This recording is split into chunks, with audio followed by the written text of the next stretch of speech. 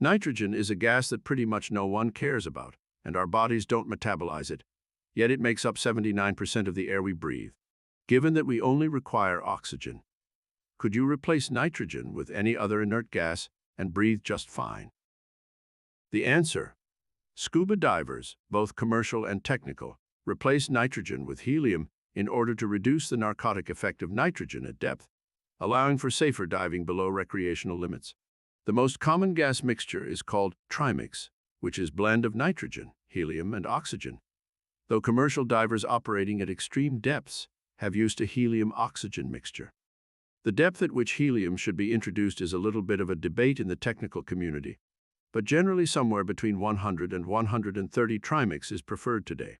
Plenty of old-school divers will use air well past these limits. Helium is quite expensive, but it is generally not a good idea. Trimix also has the advantage of allowing a lower fraction of O2, FO2, in your mixture.